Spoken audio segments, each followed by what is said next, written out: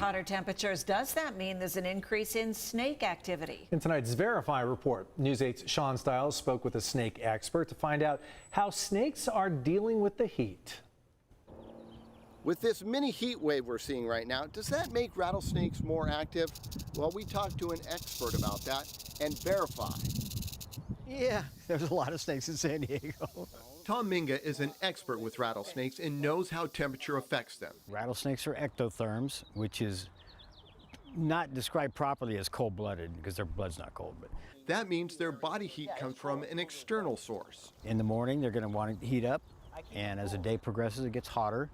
They seek shade and coolness underneath rocks and bushes and things like that. When a heat wave becomes extended, the hot conditions can actually slow down rattlesnakes. Sometimes they go into what's called estivation, which is a hibernation of sort, but it's not as prolonged as winter hibernation.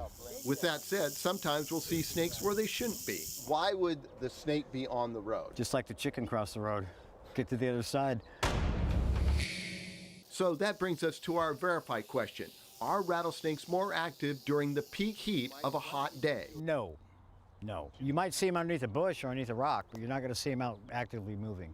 Way too hot.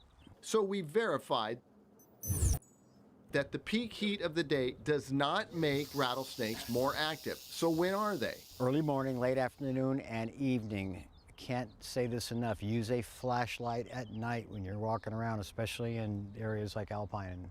And just to let all the viewers at home know, this is a muzzled rattlesnake, so never handle them unless you're with an expert like Tom Menga. As you heard, these guys are less active when the heat is on during the mid part of the day. We'll send it back to you in the studio. Yikes. Thanks, Shawn.